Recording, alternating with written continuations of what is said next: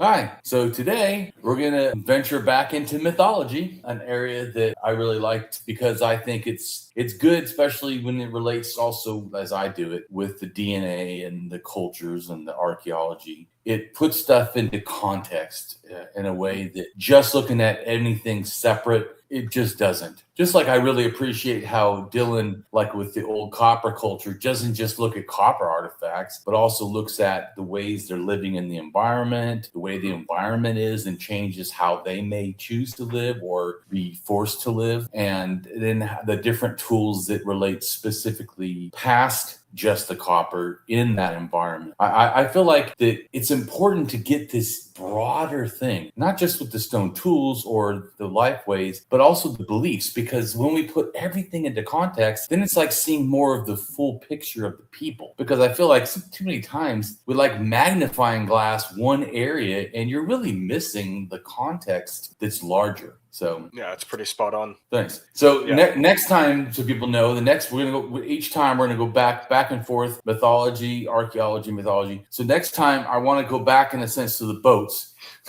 that we did with the Kelp Highway hypothesis and talk about the Darien Gap and stuff that relates to how people got to South America. Because of course there's the North America problem, and then also the South America is a separate issue that I think also, and then the Caribbean, which we know people had to have boats. Oh yeah, definitely. At least by 6,000, because how in the heck did they get out to the Caribbean? Unless there were a bunch of brave people back then that just swam. Yeah, doubt it. But but I think that it's once again, it's important to understand languages and understand DNA and understand artifacts and cultures. And like we're doing today, really understand religion. A lot of people I know, when I say creation of humans from clay, just think of the Bible. But that's literally like not the only place that the myth is in a sense seen. And there's also versions, I think, of it like wet dirt, which is kind of mud or stuff like that. You know, even there's the creation of humans from fecal matter, you know, like taking a crap or whatever, kind of like the muds in a sense. So there's, and even vomit, I think there's one that's about vomit, but I think it's a similar type of thing. Now, some of those are more extreme, but we're going to focus on the ones that are closer. But I'm just making a comment. I often find that the myths, as you know, just like in the copper culture, where different ones are presenting, in a sense, in their own environment in a different way. I think mythology, really, to understand it, is kind of that way. It may start one place, but it's not like, especially I think before, because a long time ago, they didn't really write everything down. So when it goes to another area, I get to tell it. You know, which means I can, in a sense, ad lib, or maybe I forget and start telling my version, not even intentionally to change it, but in a sense. So I think that's a good way to understand. I don't think it's always intentional. Just like, you know, it's not probably intentional that they wanted to make different kinds of tools, but when you go to different environments, you have different needs. It's just an automatic thing that kind of happens. So we'll go. I'll go ahead and share what we're doing. So it's the creation of life, humans from clay. Of course, I also mean mud or wet dirt or whatever, seen around the world, loosely related to many other myths, as many other myths do. And so I made it's more involved even than what I did. I was just trying to give like a basic outline in this art that it's all over. So you can't just think, oh, the Bible. That literally you're wrong. So and then if we go down a little bit more, I'll have you read this stuff, but I just wanted to real quick go down here. This is where I think Indo-Europeans are spreading the myth of humans from mud, which is very similar. And I show like the little arrows and, you know, spots where I think it started and how it moved. It moves into Africa also. That eventually goes over even to the Americas, which we'll talk about in a second. I just wanted to show that once again, it's way past. And as you see, there's a branch of north and south, in a sense, differentiation. Because once again, there's different needs in the south than there is in the north. So myths don't stay the same. But we'll go ahead and we'll start reading, or have you start reading, about Africa and the Yoruba West religions. Yoruba, so people know your religions, are in present day, since New World, the Americas or the Caribbean, and Candomblé, Santeria, and very closely related to that, to the Yoruba religions. I mean, like, as in they touch each other, is West African Vodum, which becomes Haitian Vodum, and then Haitian goes to Louisiana and it becomes Voodoo. So, but all of these are West African, and they all kind of relate to each other. So, just to understand the context of what you're going to read and what it relates to. Okay. You know me, I like to explain stuff. Yeah. So go ahead and read Obatala, Yoruba religion of West Africa. Obatala, king of white cloth, also known as Orisanla, the great god, is the king of all Orisa in the Yoruba religion. Believed Right, to and have the Orishas are like gods. It's like saying king of the gods. That's the Orisha is the name of what gods are in Yoruba religion. Okay. Almost like in Hinduism, they call it devas or whatever. This is similar, just so you understand. Okay. Is the king of all Orisha in the Yoruba religion, believed to have created the earth and humans. In some versions of the story, he failed the task by being drunk on palm wine after being tempted by the trickster deity Eshu, and was outperformed by his little brother Odu-Dua. He was instead given the job of creating human beings. This was authorized by the supreme deity Olo-Dumer, who gave Obatala the name Sculptor of Humankind. Obatala had worked on his task with the assistance of his consort Yemu and an Orisha of water, maternity, and creation. He is believed to be successful at creating human beings with water and clay. According to Yoruba mythology, Obatala is the oldest of all the Orishas and was granted authority to create the earth. Due to Obatala being drunk in some versions of the story, Ududua took this opportunity to show his worth to Olodumer. He took the satchel that Olodumer had given Obatala to aid him in creation and used it to create land on the primeval ocean. And pause for 1 second.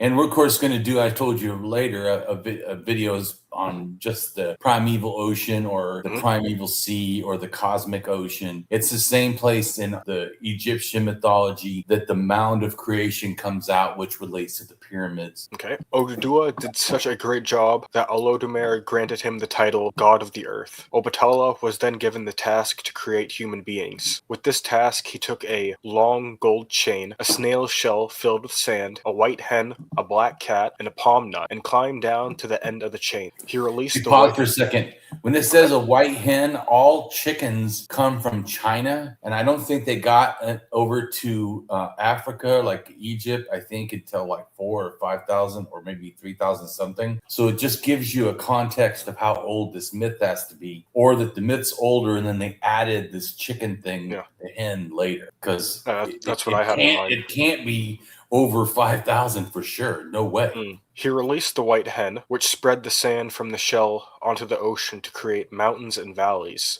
He also planted the palm nut to create a forest. After being content with what he created, he started to mold human beings from clay. During this creative progress, he was drinking a large amount of palm wine, created from the palm nut forest, which caused him to create deformed figures in his drunken state. When he became sober and realized what he had done, he vowed to never drink again and protect people with disabilities. After he successfully created the human being figures, they were given Ace, a copper knife, and a wooden hoe. They were able to prosper. Dinka supreme god Nihilik, Nihitic religion of East Central Africa. Nihilik is a supreme creator god of the Dinka pantheon, whose people now dwell in South Sudan. When used in the context of Dinka language, the term can also refer to the entirety of the gods within the Dinka pantheon. In some accounts, Nihilik is also known as Dengdik. As a separate entity, Nihilik is a supreme creator deity who dwells in the skies. Nihilik is referred to as male, although he does not have physical manifestations.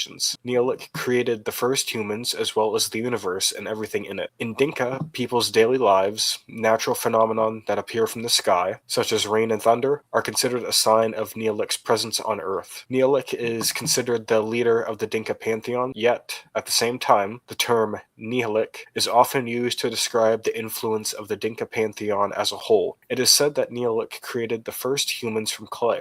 The first man, Gering, different from Gering the deity deity, and Ubuk, the first woman. They were originally a miniaturized form of present-day humans, until Neolith put them in pots and left them for quite some time. When they emerged from the pots, they became fully grown humans. The supreme creator god, Neolith, is the god of the sky and rain, and the ruler of all the other gods and spirits. He is generally seen as distant from humans. Neolith is also known as Jacques, Zhuang, or Diokin by other Nilotic groups, such as the Nuer and Shilluk.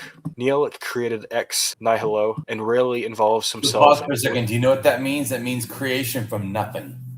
He created ex nihilo and rarely involves itself with the affairs of humans. There are several versions of the Dinka creation myth, which mainly concerns itself with the creation of humans. The first humans are Garang and Ubuk.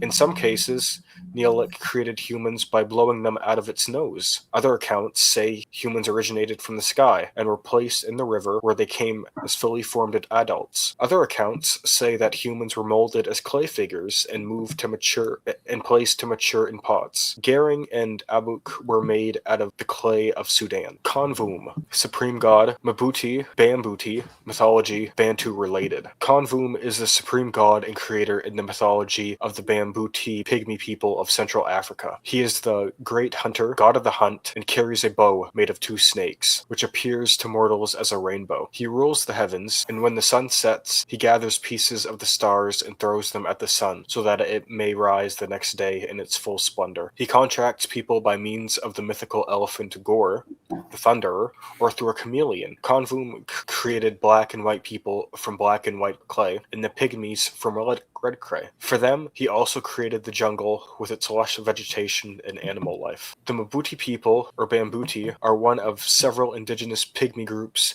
in the Congo region of Africa. Their languages are Central Sudanic languages and Bantu languages. The most important god of the Bambuti pantheon is Konvum, also Konum Kimvum Korum, a god of the hunt who wields a bow made from 2 snakes that together appear to humans as a rainbow. After sunset every day, Konvum gathers fragments of the stars and throws them into the sun to revitalize it for the next day. He occasionally contacts mortals through Gor, a thunderer god who is also an elephant, or a chameleon, similar to the divine messenger used by Orishnola or Yoruba mythology. Konvum created mankind from clay. Black people were made from black clay, white people came from white clay, and the pygmies themselves came from red clay. He also creates the animals that are needed by hunters. Polygonism. Erebati is the lunar deity and sky father. In some sources, he was said to have created humanity from clay instead of Konvum. Tor is a god of the forests who supplies animals to hunters. He is also a thunder god who appears as a storm and hides in rainbows. Ancient Near Eastern, creation of humanity from clay. Many stories emerge to explain the creation of humanity and the birth of civilization. Earlier Sumerian language texts from the 3rd and 2nd millennia BCE can be divided into 2 traditions depending on if they come from the city of Nippur or the city of Eridu. The Nippur tradition asserts that heaven, An, and earth, Ki, were coupled in a cosmic marriage. After they are separated by Enlil, Ki receives semen from An and gives rise to the gods, animals, and man. The Eridu tradition says that Enki, the offspring of An, and Nama, in this tradition, the freshwater goddess, is the one who creates everything. Periodical relations between Enki and Ninhursag, in this tradition, the personification of earth, gives rise to vegetation. With the help of Nama, Enki creates man from clay. A famous work of the Eridu tradition is Eridu Genesis, a minority tradition in Sumerian texts, distinct from the Nippur and Eridu traditions, is known as Kar 4, where the blood of a slaughtered deity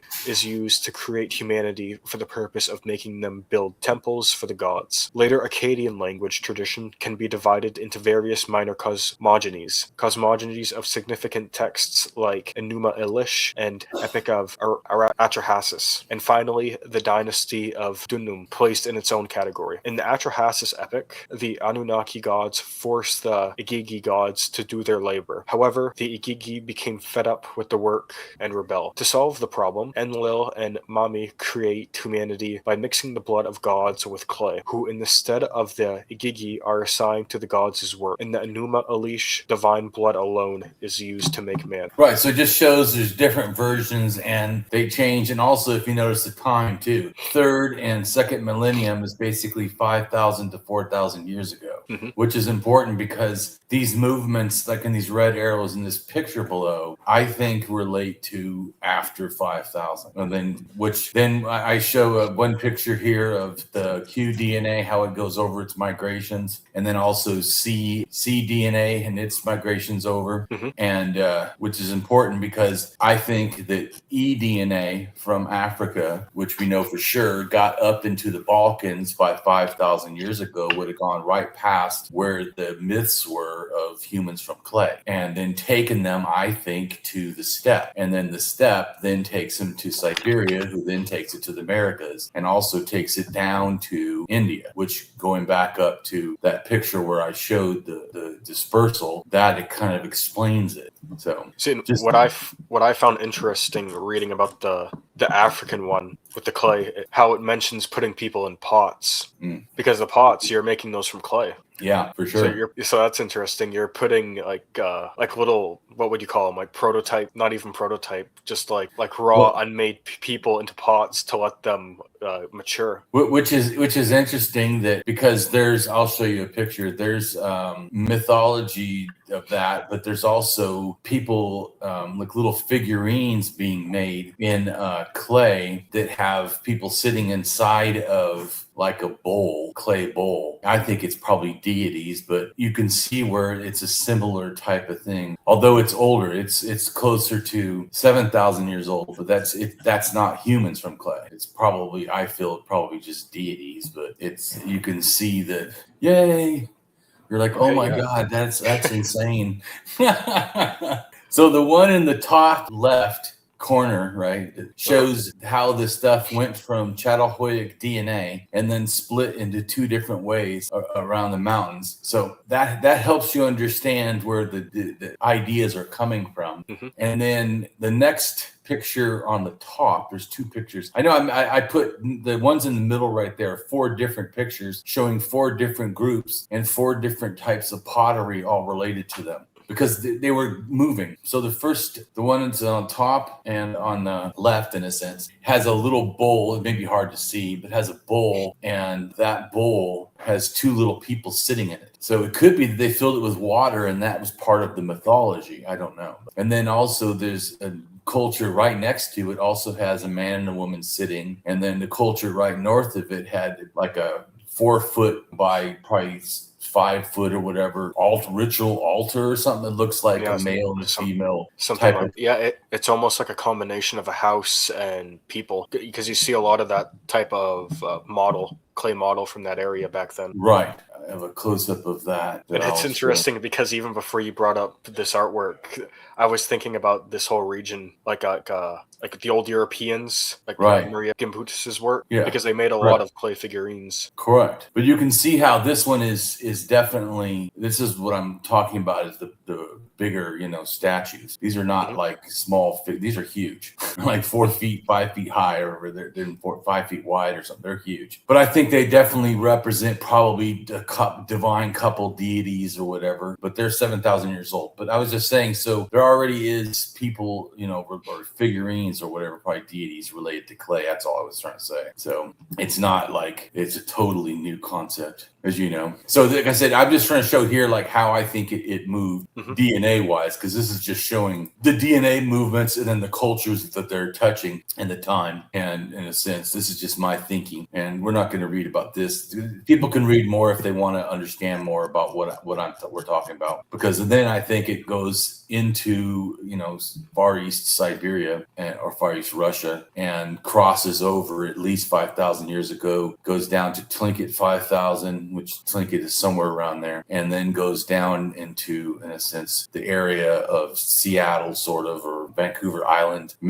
Both these, when they go down, are making shell mounds. Then it goes down to California, makes shell mounds, and then I think it goes down and influences the people from California to then go all the way down to Peru and make the first pyramids at about 5,000, along with shell mounds along the coast. And there, the people that were there in Peru were interacting directly with the coast. In fact, they were eating a lot of fish, even though they were inland. The culture of Peru was inland, and yet it was eating a lot of stuff from the coast. Corral Supi civilization. Corral, that's it. Yeah. Yeah. Yeah. So they're interacting still with the coast stuff. And so this just is my ideas of when and how these ideas are getting around. And then you see, like I said, ideas of people from clay or mud or dirt also in the Americas. And I think it's an offshoot of all this happened. So then to understand, like we were talking about before, and about the cosmic water, like this is showing you, this is like if it's space and this, or a bubble is then inside, see, breathable air bubble. This is like the earth as a mound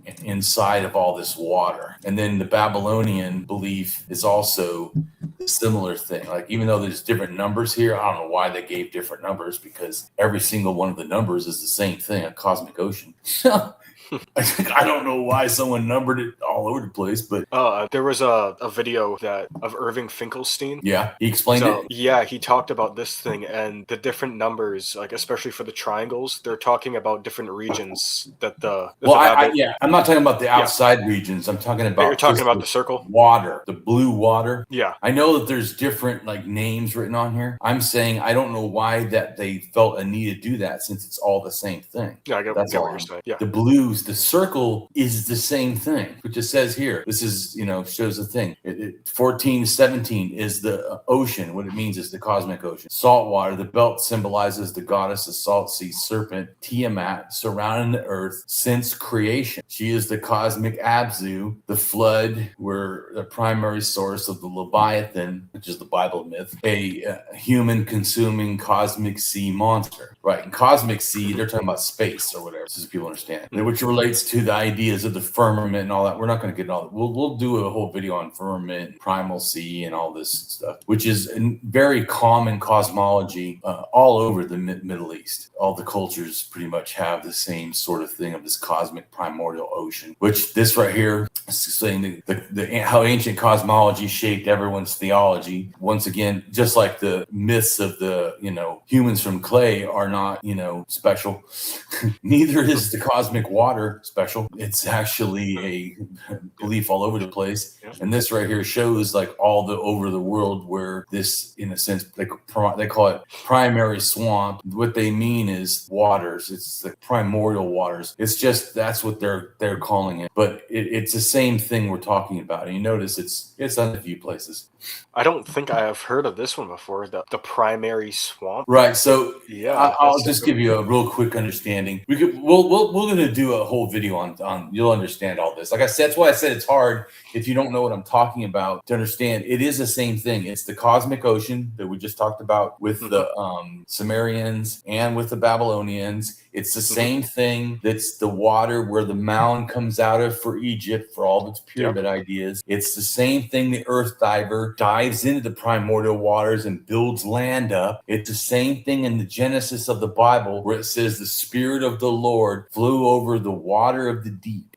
And this is before the sun came out, so it's all darkness, which all of this always is. It starts darkness, chaos, primordial waters, or like in that thing right there, primordial swamp. It just means the earth is flooded, is what there's no land in a sense. No, because like in the Zulu myth, people emerge from reeds. They like grow out of the reeds, and the reeds are themselves in the primordial swamp, which is part of the primordial ocean or whatever. Okay. But like I said, we're going to do a whole video on that because it's so important, because it's all over the place, and it's in all these myths.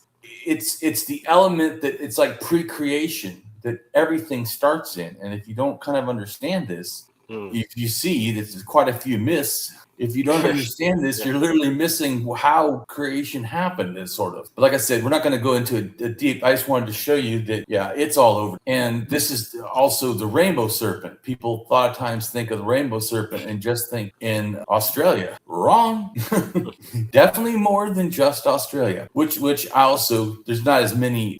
This map didn't show, the folklore database didn't show to me all the spots, which is like the whole country that has rainbow serpent stuff. And it could be more than this. It's just me doing some research myself, which we already talked about before. But and the Aboriginal or the people from Australia's cosmology, they held the common view that the Earth was a flat disk, like those other pictures I showed you, surrounded by boundless waters of an ocean similar to Sumerian mythology, like the cosmic primordial waters that pre-exist before creation, like other world myths, even though Australia is not shown on the map, listing the waters before creation in the mythology database. But one entry it is listed, which is, we'll talk about all this too some other time, but B3A, which is primary waters, which really means primal in a sense, under this one right here, and it's from, in a sense, the eastern region of the Northern Territory of Australia has a primary waters mythology, but it's more actually around than that, because if you add the concept of the rain snake, then it's really everywhere.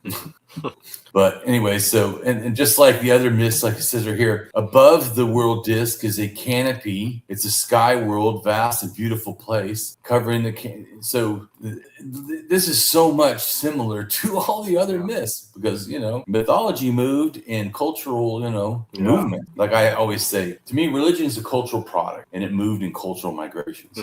So, and in a sense, as we talked about the Tiamat, the rainbow serpent is a primordial waters being who pre-exists before creation, like other world myths, somewhat like the goddess Tiamat. So we're not going to read all this, but cosmic ocean stuff. But go ahead and read at least a little bit of this, because I think it helps understand. A cosmic ocean, cosmic sea, primordial waters, or celestial river is a mythological motif that represents the world or cosmos enveloped by a vast primordial ocean. The cosmic ocean is the shape of the universe before creation. Found in many cultures and civilizations, the cosmic ocean exists before the creation of the earth. The cosmic ocean can also represent or embody the chaos that some myths perceive as predetermined. The primacy of the water in some creation myths corresponds to the cosmological model of land surrounded by the world ocean. The sky is often thought of as something like the upper sea. The emergence of our earth, with its air and visible eruptions of fire from a pre-existing chaos or even freshwater ocean like the Mesopotamian Abzu, is usually presented as an elementary factor of a first cosmic order, followed by the narrative of a flood catastrophe. The cosmic ocean takes form in the mythology of Yazidism, Al-Ihak,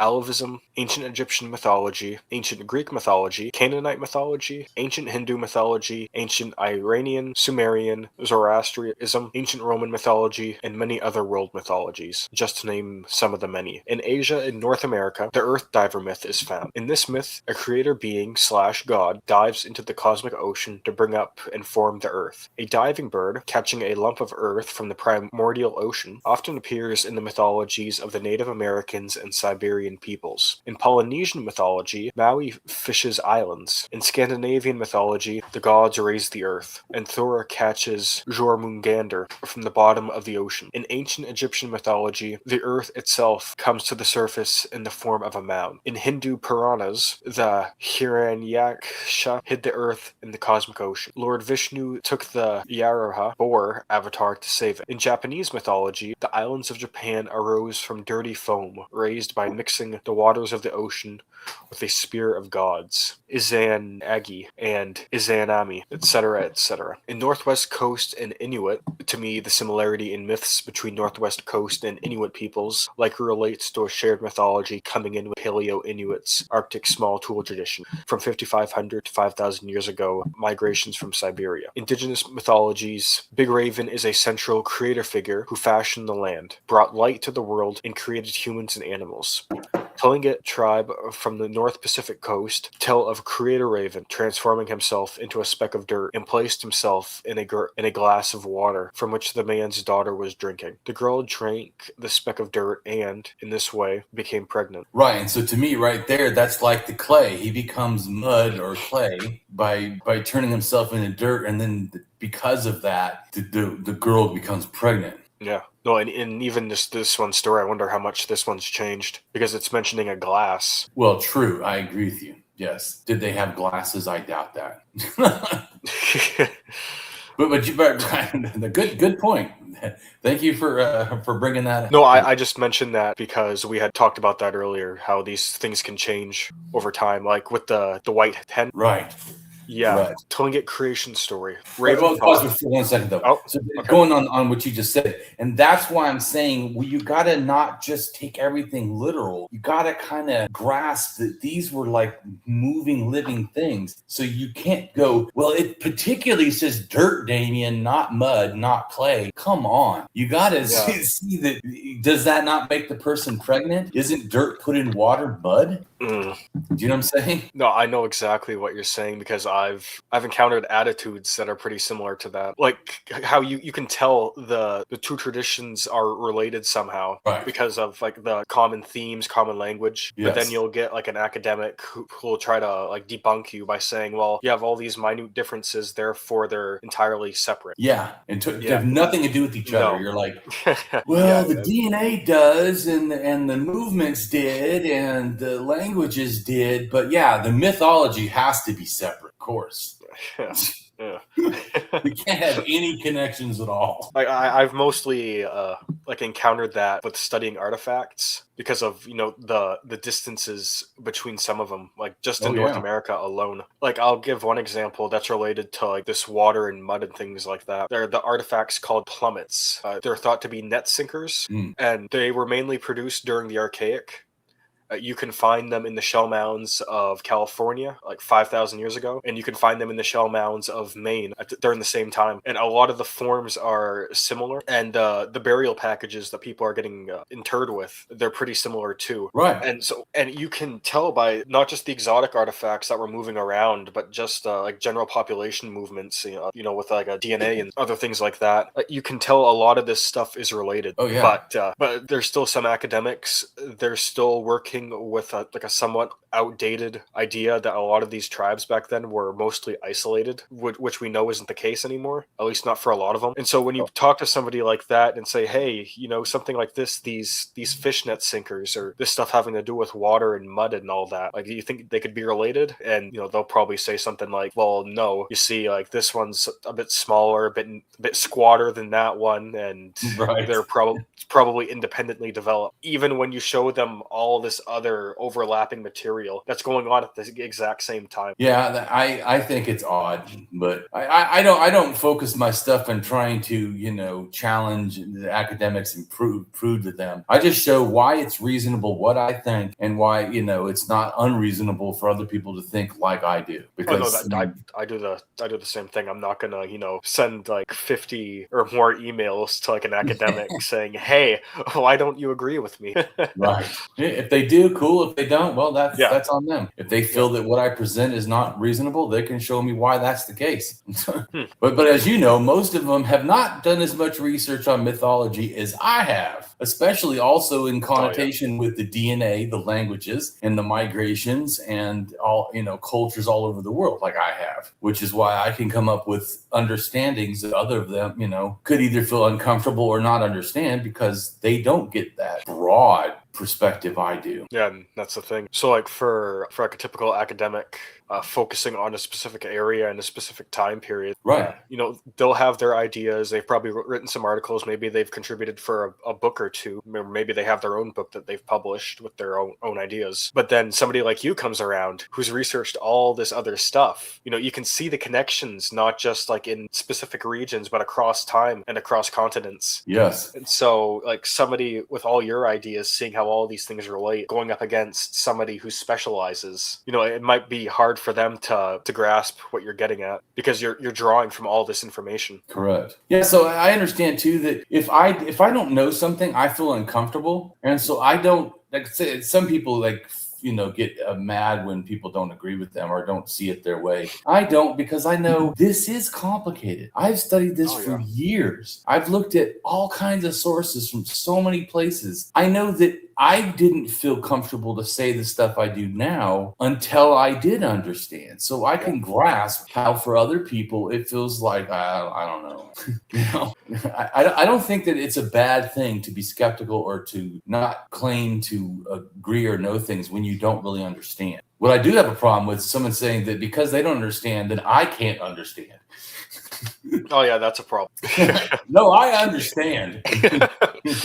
No. Keep reading. Okay. Tlingit creation story. Raven thought, I will make myself very small and drop into the water in the form of a small piece of dirt. The girl swallowed this dirt and became pregnant. One version of the Raven creation story is that of the Kato in California. In one variant, Raven is taught by his father, Kitka Ositika, to be a creator. Raven turns himself into a speck of dirt, slips into her drinking water, and is swallowed by a girl who then becomes pregnant and she gave birth. Right. And that sounds totally different. Oh, yeah.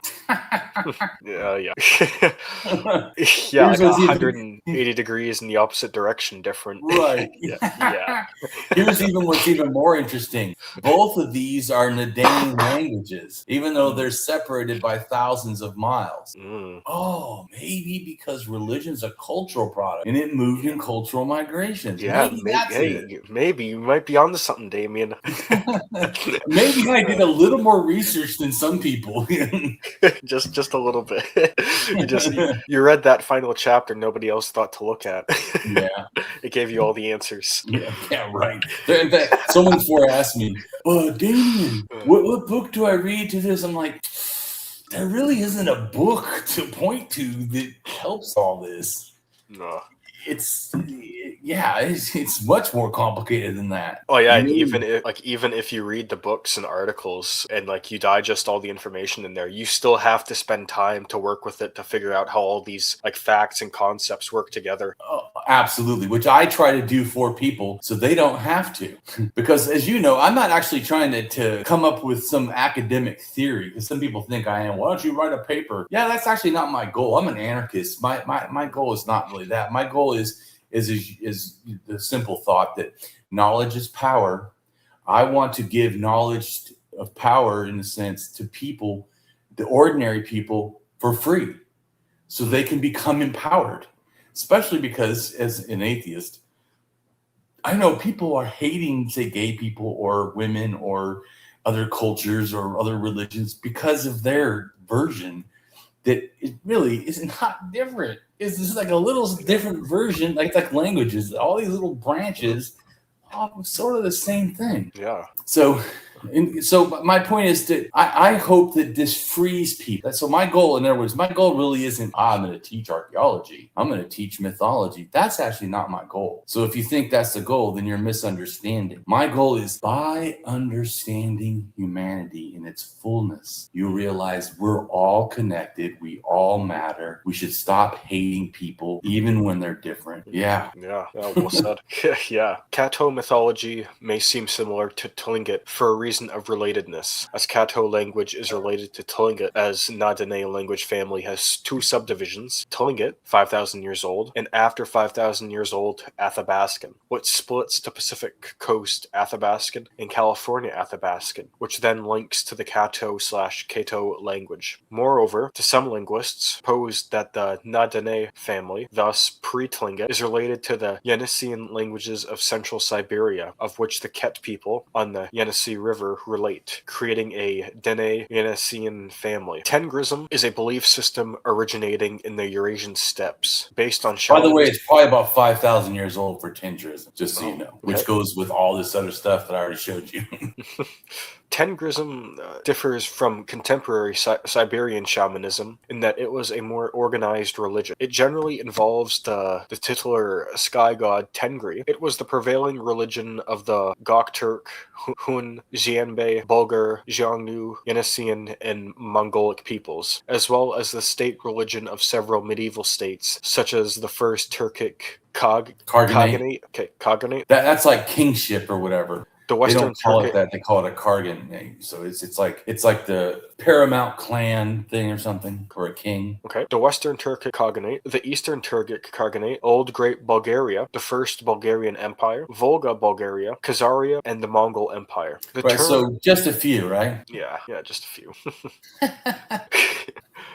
Because everyone had their own thing. Nothing was related at all. Yeah, no, because as soon as the story travels from one region to the other, it's completely different. There's no relation. You're getting it.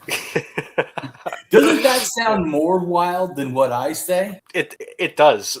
When you point it out like that, it does. Like, like how could a oral tradition or just like a story that you can tell in a minute, how could that be related once it crosses a river? Yeah. I mean, like, come on. Well, I'm glad you're getting it.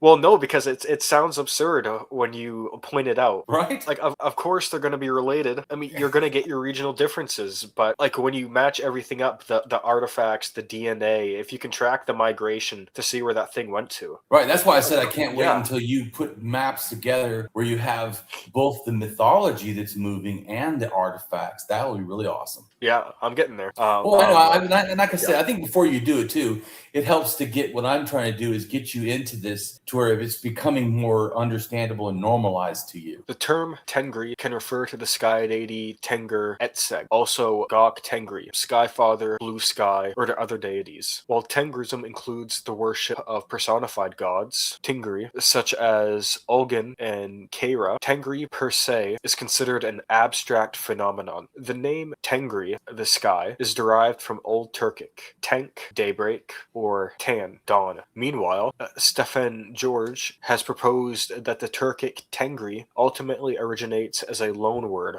from Proto-Yeniseian Tingir, high. Mongolia is sometimes poetically called the land of eternal blue sky. Monk, Kok, Tengerin Oron by its inhabitants. According to some scholars, the name of the important deity Dangun, also Tangal, god of the mountains, or Korean folk religion, is related to the Siberian Tengri, heaven. The nature of this religion remains debatable. The chief god Tengri, heaven, is considered strikingly similar to the Indo-European sky god Drais, and the East Asian Tian, Chinese for sky or heaven. And my personal thing, as I've showed you in those arrows and stuff, it is related as a similar offshoot of this same stuff. It's not just kind of. No. Yeah. Like we'll do one too where I talk about tan and I show how stuff from Siberia directly shoots down in the first places that they have written for tan. So it's like, yeah. Yeah.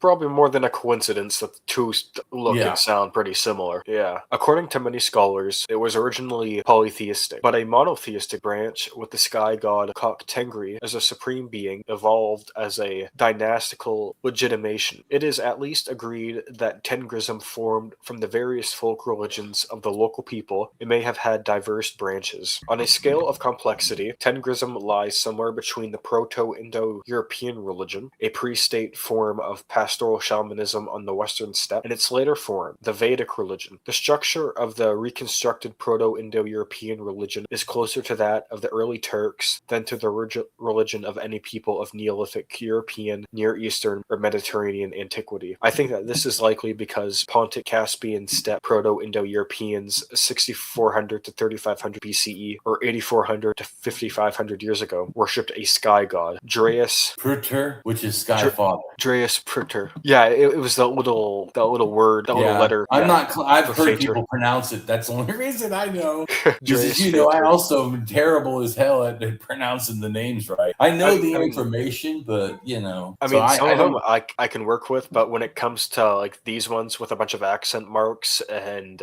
letters I'm not familiar with, Drais Fater or Sky Father migrated around 5,300 to 5,000 years ago to Siberia, as seen in the Atheist-Humanist-Leftist culture 3,700 to 3,300 or 2,500 BCE. The original Atheist-Leftist site was on the Yenisei River. Right. Now, why is that important? What's on the Yenisei River? Yinsen languages. Yeah. Right? So, the fact so don't tell me there's no connection with Proto-Indo-Europeans with their Proto-Indo-European styles of doing things, and of course their religion, because people take their minds with them, show up on the Yenisei River, and right on the Yenisei River is where the Yenisei people were at, that then relate to the Nadane. Oh, it must be an accident.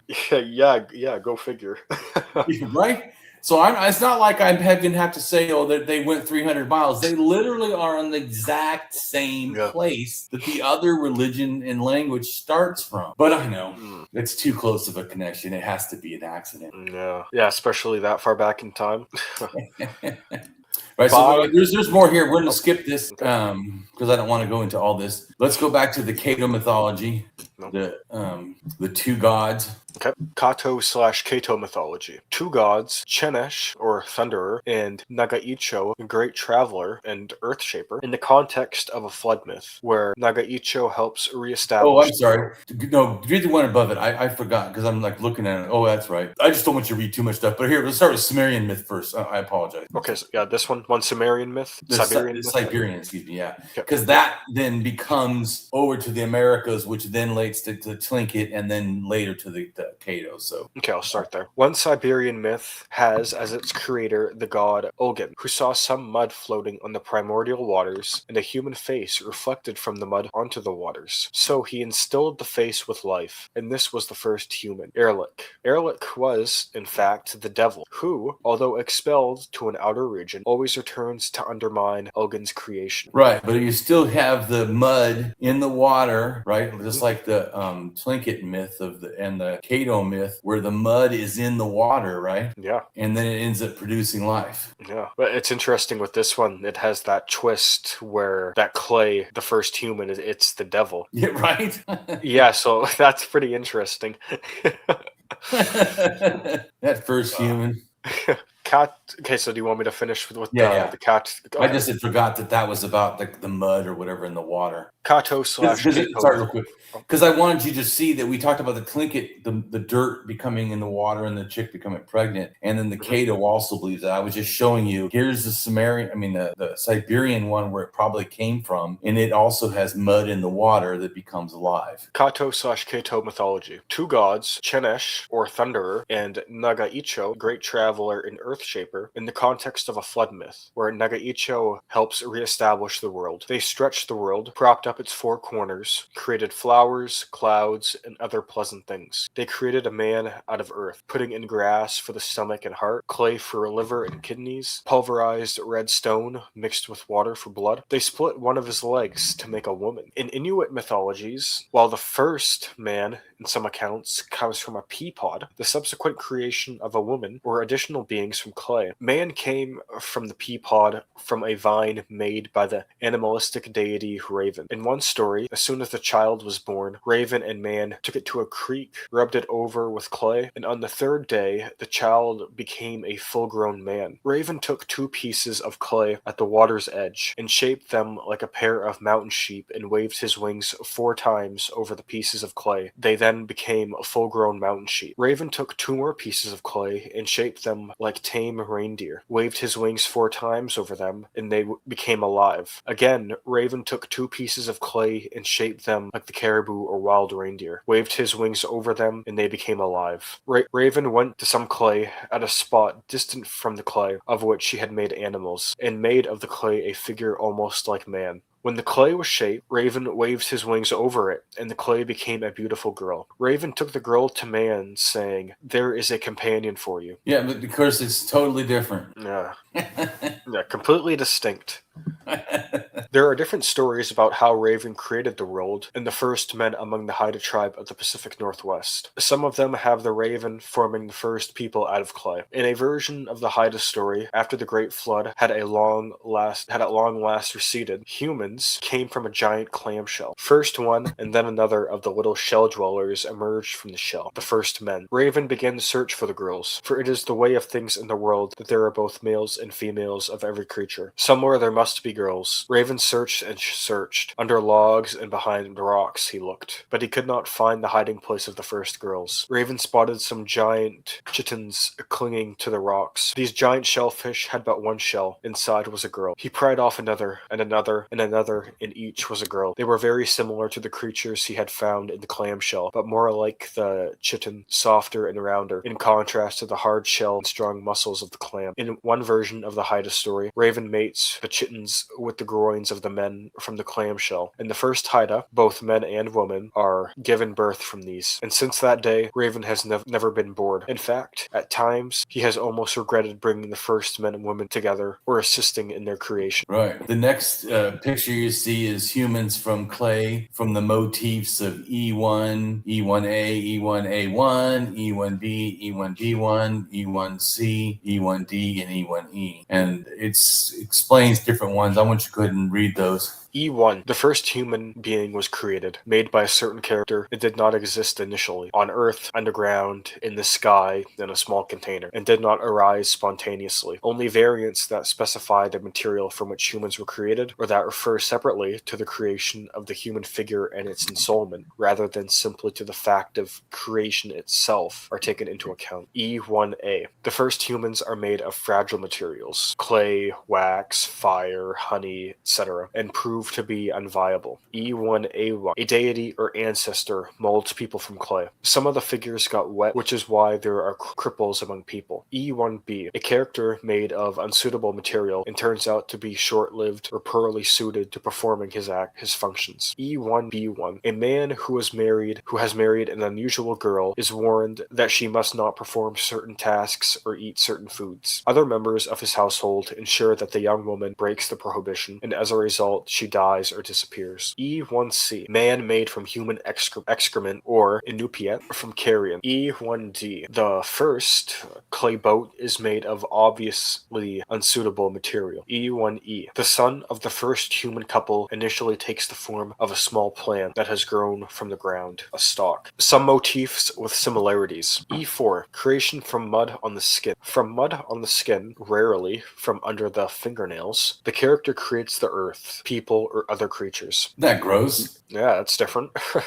E5. The half-finished man tries to stand up. God makes man out of clay. He must wait until it dries, but tries to stand up earlier. F4. Child in a vessel. In the days of the first ancestors, children were conceived not through sexual intercourse, but in vessels, piles of earth, lumps of clay, etc. L110C. Clay child. An elderly couple makes a child out of clay, wood, straw, dough. The doll comes to life and eats everyone it sees. Usually a goat, ram, breaks it, and those who have been swallowed come out alive. H43AA. Spat upon figures. Having created the human body, the creator leaves. At this time, his opponent spits on the figure, which has not yet come to life, smears it with mud, etc. Not related, but motifs with similarities. A35A. Mud thrown in the face. Moon spots. Mud, manure, clay, ash, dough, dirty rag. Thrown in the face of the moon/moon as a result of a family or love conflict, often by a brother/sister or mother. Primary waters. Primordial waters/cosmic ocean. B3A. The waters are primary. The earth is lowered onto the water, appears above the water, grows from a piece of solid substance placed on the surface of the water or liquid mud from an island in the ocean, is exposed when the waters recede, etc. C6D. Obtaining land from the underworld. Land, earth, is formed from a small amount of solid substance, silt, sand, clay, or mud, that characters retrieve from the underworld, usually from the bottom of the ocean. C6I. Stuck mud turns into earth. A zoomorphic character returns from the underworld covered in mud. He shakes himself off, or the mud is scraped off him, and earth emerges from it. C6I1. A mound of earth rises above the water. There is water everywhere. Earth is raked up from the bottom into a mound.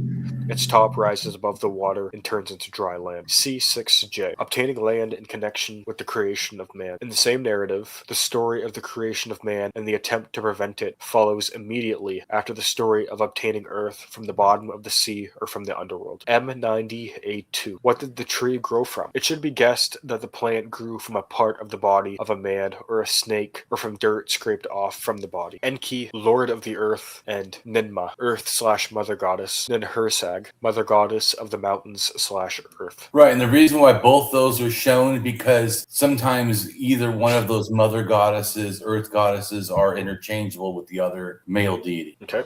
In the Sumerian story, Enki and Ninmah, the Anuna, elder gods, ruled over the Igigi, younger gods. The Igigi become tired of carrying crushed earth in baskets as ordered by their oppressors and appeal to Enki for help. Enki is sleeping when his mother Nama hears the cries of the Igigi and wakes her son. She urges Enki to create creatures to serve as substitutes for the gods so that their anguish at the hands of the Anuna can be alleviated. Enki was annoyed at being awoken, but agreed to make the creatures. He asked his mother to get some clay from the top of the Apsu, the subterranean aquifer he calls home, and suggested that Ninmah, fertility goddess of the mountain, and his wife assist her. Nama, with the assistance of Ninmah, then gave birth to the human race using the clay from Enki's home. Upon creating the first humans, Ninmah decreed that the task of carrying the baskets of clay would no longer be that of the gods, but of all humans. After the creation of the humans, the gods had a feast to celebrate the birth of humanity, their newfound freedom, and Enki's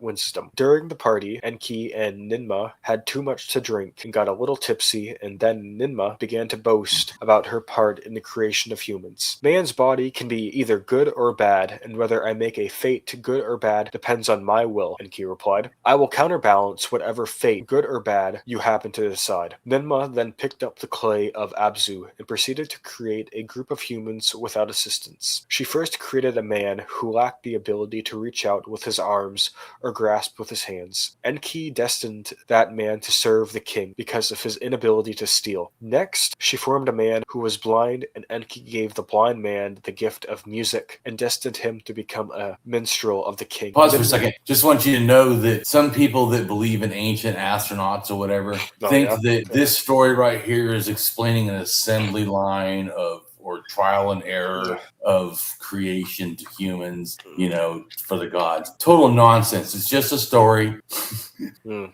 Just wanted to throw that out there for people that don't know, or that they try to say, oh, see, what kind of was I watched this one show, I was like, oh, he's like, what kind of a mythology would explain you're making mistakes and stuff? And I'm like, yes. Ninmah then fashioned a third human from the clay who had paralyzed feet. Enki destined this man to become a silversmith. For her fourth creation, Ninmah formed a man who was incapable of holding back his urine or semen. Enki cursed his affliction with a magical bath, dispelling the demon from his body. Ninmah's fifth creation was an infertile woman who was to become a prostitute. Enki showed mercy to the woman and destined her to become a weaver in the queen's house. Performing her sixth and final act of creation, Ninmah formed a person without sex organs. Enki called this person a eunuch and placed them in the service of the king. A defeated Ninmah then threw the clay to the ground, and Enki retrieved it. Enki decided to test his wife by making people of his own from the clay. Enki first formed a woman who had difficulty giving birth. Ninmah was unable to reverse her fate. He then made an old man who was unable to stand or talk, who had heart, lung, and gastrointestinal problems. Ninmah attempted to feed the man, but was unable to help him eat. She attempts to help the man stand, but failed. She spoke to the man, but did not get a reply. Frustrated, Ninmah complained that Enki had crafted a being that was neither alive nor dead. Enki pointed out that he was able to improve the lives of all of Ninmah's creations without difficulty, and noted that she could not do the same for his, proving to her that her wisdom did not surpass his own. Enki then reassured his wife of her importance, and the other gods watching praised Enki for his wisdom. There is a similar creation motif between this Sumerian myth in Genesis 2:7, man being made from earth. Nama, Enki, and Ninmah all created humans from clay, and God made Adam of the dust of the ground. Being created from earth is not the only common theme that can be gleaned from the comparison of these myths. Cultures with clay human myths. Sumerians, ancient Egyptians, Bible, Quran, ancient Greek, ancient Iran, ancient Chinese, ancient Korean, Ainu, North Japan, indigenous people, Hindu people, Birhor, tribal / Adivasi forest people of India, the Garo people, a Tibet-Burmese ethnic group in northeast India and Bangladesh. Andamanese are indigenous peoples of India's Andaman Islands, indigenous people of Borneo, Thai, Laotian folk religion, Altaic and Mongolian, Buryat, Mongolic Asiatic ethnic group native to southeastern Siberia, Yoruba people, the West African ethnic group of Nigeria, Benin, Togo,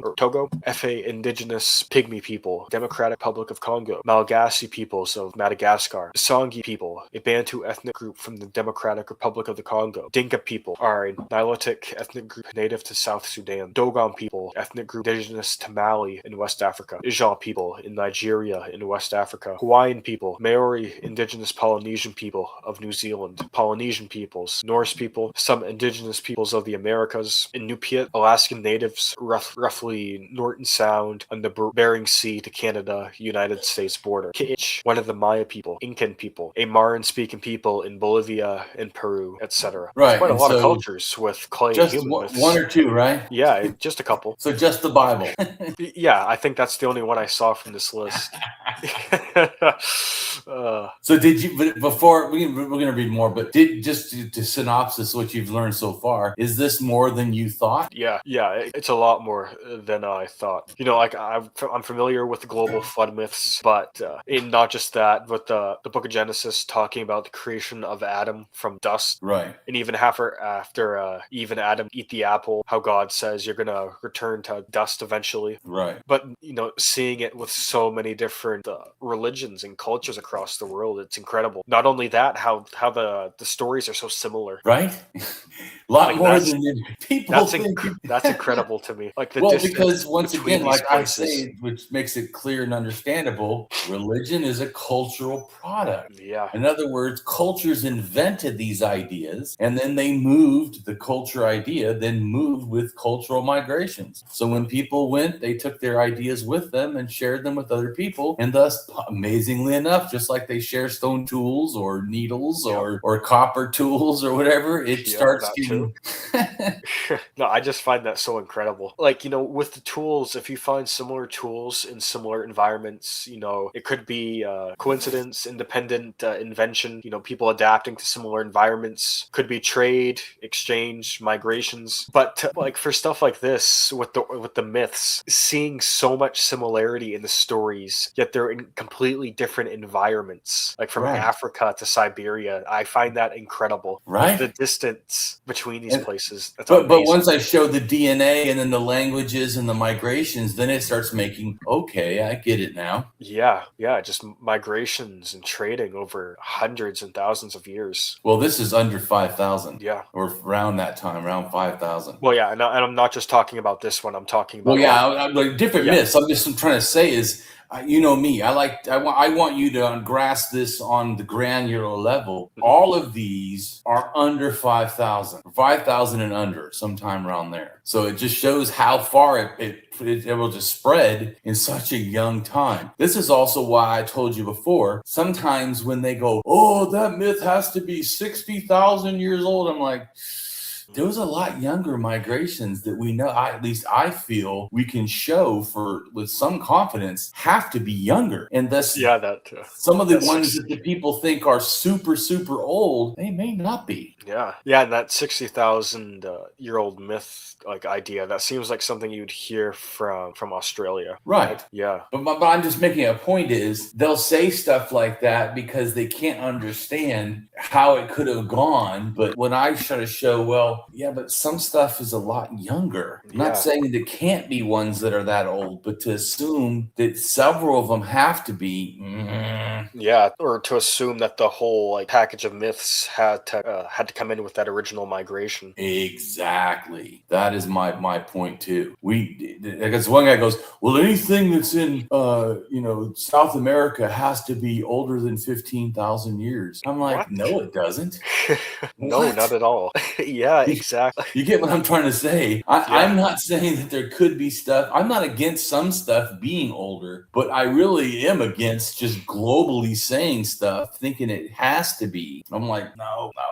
Yeah. It's not like a whole continent's just going to sit out for a huge chapter of history. Yeah, especially like when I can Yeah. show it jumping and jumping and jumping and jumping. Well, that's the cool thing about doing this layered like research approach, pulling on all this data, especially the genetics. Yeah, Because yeah, you can track where this stuff goes. You don't have to guess. At right. least not a lot of the time if the data's good enough. Right, and that's what I try to do is present a fuller picture of all this Yeah. because I feel that's when you start to go, okay, Yeah. what happened, where, when, who, how. And that's when it gets interesting because you can start seeing how the whole picture relates. Exactly. Yeah, that's when it gets pretty cool. Which, like I said, to me, really shows the humanness. Like, if some Oh, of people want to course, still yeah. believe, I'm like, dude, look at this stuff. This is stories human created. There never was a person from clay. There never was a god. There wasn't, big raven. This is all. No, and There's it's no unfortunate. primordial waters.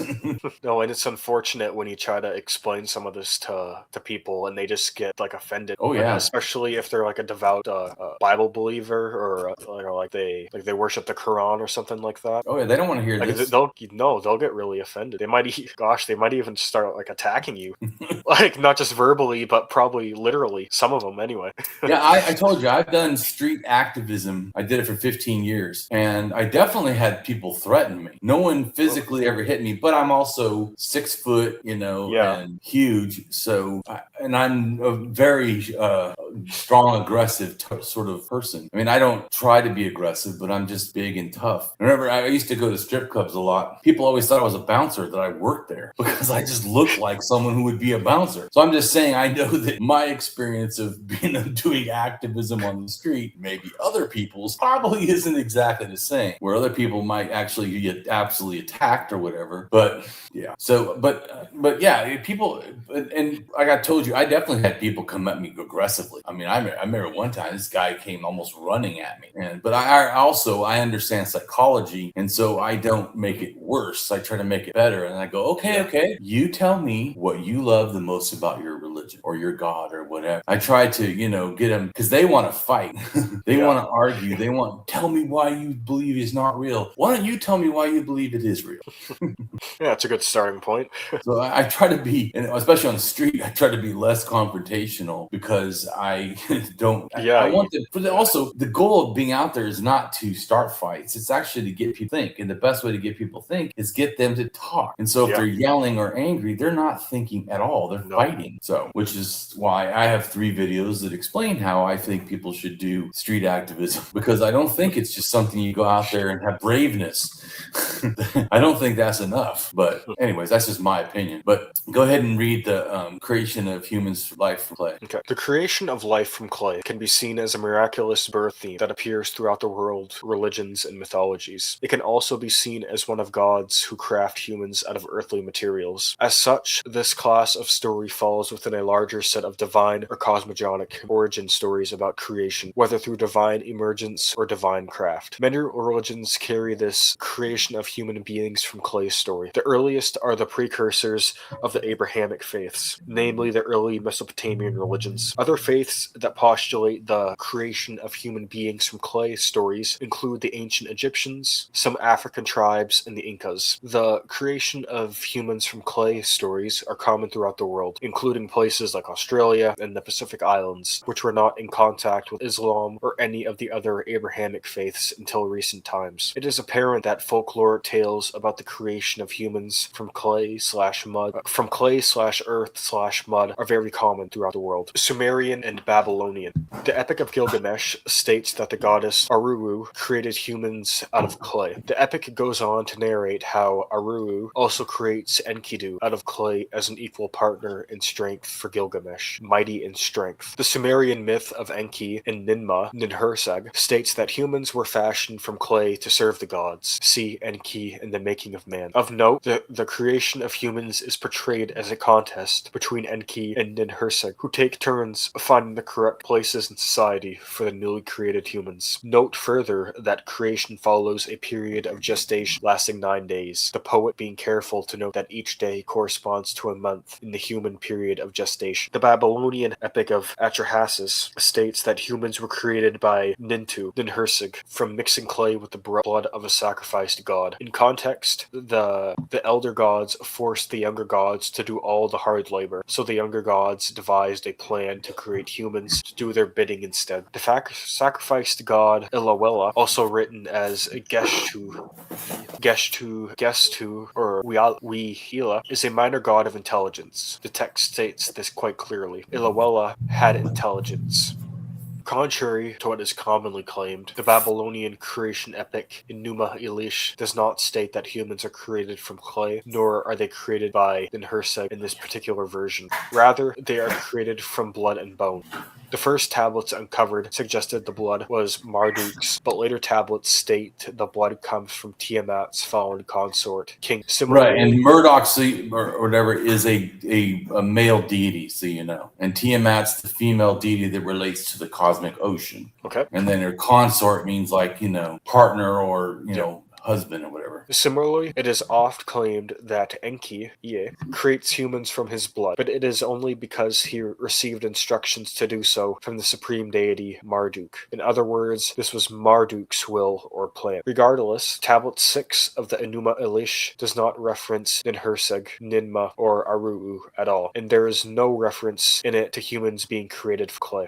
And the Assyrio-Babylonian Aruru, Ninmah, Nintu, Ninhursaga, Belatili, Mami. She is the mother goddess and was responsible for the creation of man with the help of Enlil or Enki. She is also called the womb goddess and midwife of the gods. On Ea's advice, she acted on his direction and mixed clay with the blood of the god Geshtu in order to shape birth 7 men and 7 women. These people would bear the workload of the Igigi. She also added to the creation of Gilgamesh and, at Anu's command, made Enkidu in Anu's image by pinching off a piece of clay, throwing it into the wilderness, and birthing him there. Ea called her to offer her beloved Ninurta as the one who should hunt Anzu. She does so. Canaan Ugaritic. Men are considered made of clay. And that's from Gibson, page 68. Egyptian. The Egyptian god Khnum is said to have created human children from clay before placing them in their mother's womb. In context, though, Egyptians more generally believed in a cyclical view of time and rebirth. This meant humans were seen as part of a continuous cycle of creation and destruction, not necessarily originating from a single pair. Just as often, for example, the god Ta was said to have created the world, including humans, from an act of speech. Khnum, the ram-headed god of Elephatine, the potter, fashioned men on his wheel, making use of the clay in his locality as his base material. Bible and Quran. The book of Genesis 2:7 states, "Then the Lord God formed man from the dust of the ground, and breathed into his nostrils the breath of life, and man became a living being." New Revised Standard Version translation. In context, though, it is important to note that there are 2 creation stories in Genesis. The one just mentioned in 2:7, and the preceding one in 1:26-27, which simply states, "Then God said, let us make humankind in our image, according to our likeness. So God created humankind in his image. In the image of God he created them. Man and female he created them." New Revised Standard Version. The word Adam may refer to that this being was an earthling, formed from the red-hued clay of the earth. In Hebrew, Adam means clay. Adama means earth. And in Jewish folklore, a golem is an animated anthropomorphic being that is created entirely from inanimate matter, usually clay or mud. The Quran 23:12 states, "Man we did create from a quintessence of clay." A Yusuf Ali translation. Alongside humans being made from clay, the jinn are described as being made from a fire, which interestingly, Haran does not apply the same problematic methodology to claim jinn are made of fire, in which we would expect to find living fire beings on earth. We created man from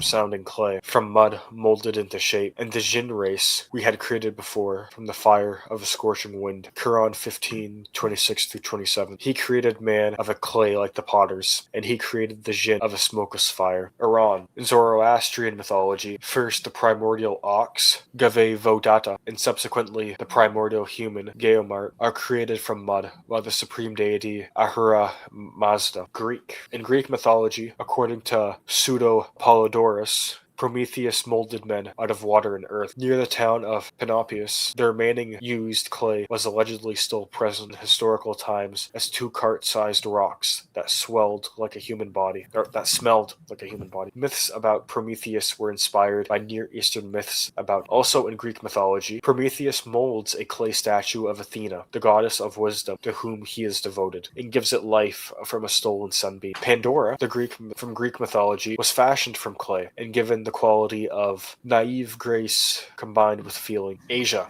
Thus, the Karens of Burma say that God created man, and of what did he form him? He created man at first from the earth, and finished the work of creation. He created woman, and of what did he form her? He took a rib from the man, and created the woman. You're like, wait a minute, I have heard that story before. Yeah, that's like God creating the woman from Adam's rib. It's the same thing.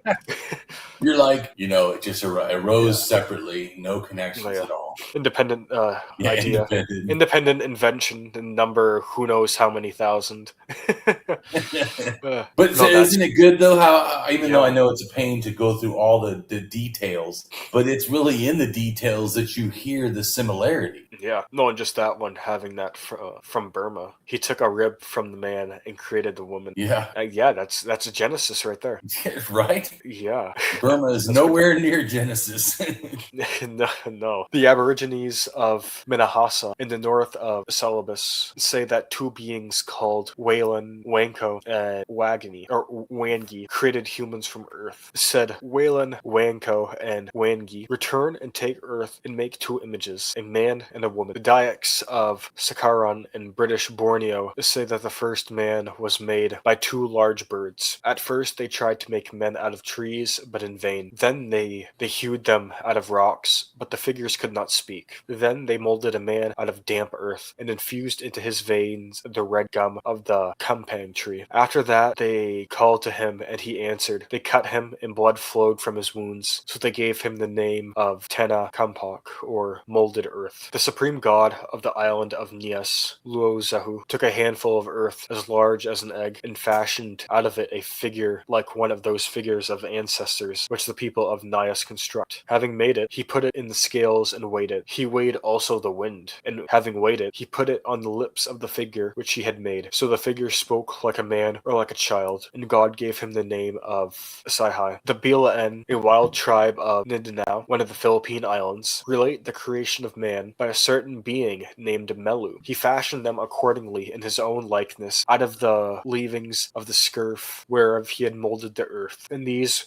2 were the first human beings. The Bagabos, a pagan tribe of southeastern Mindanao, say that in the beginning a certain Dewata made the sea and the land, and planted trees of many sorts. Then he took 2 lumps of earth, shaped them like human figures, and spat on them, so they became man and woman. The Kumis, who inhabit portions of Arakan and the Chittagong hill tracts in eastern India, told Captain Lewin the following story of the creation of man. God made the world and the trees and the creeping things first, and after that he made 1 man and 1 woman, forming their bodies of clay. According to the Korkus, an aboriginal tribe of the central provinces of India, thereupon the god Mahadev, aka Shiva, repaired to the spot, and taking a handful of the red earth, he fashioned out of it 2 images in the likeness of a man and a woman. A like tale is told, with a curious variation, by the Mundas, a primitive aboriginal tribe of Chota Nag. They say that the sun god, by name Singbanga, first fashioned 2 clay figures, one meant to represent a man and the other a woman. According to the Santals of Bengal, some say she, Malin, Bhuti, made them, humans, of a kind of froth, which proceeded from the supernatural being who dwelt bottom of the sea, but others say she made them of a stiff clay. Central Asian mythology, including Altaic and Mongolian, have stories about how the god Algan created the first man, Erlik, from clay floating on the surface of water. Burjatian mythology has the god Sambo create humans from clay and wool. East Asian. According to Chinese mythology, Nuwa molded figures from the yellow earth, giving them life and the ability to bear children. South Asian. According to Hindu mythology, mythology, Parvati, the mother of Ganesha, created her son from clay and turned the clay into flesh and blood. The beer whore of India believed that a leech was responsible for bringing the creator god mud, which would later be made into humans. The Gandhi people believe that Nantu, the moon, was made of mud that Kumpara spat onto his son. The Garu people in India believe that a beetle gave clay to the creator god Tatara Rabuga, who made humanity from it. Andamese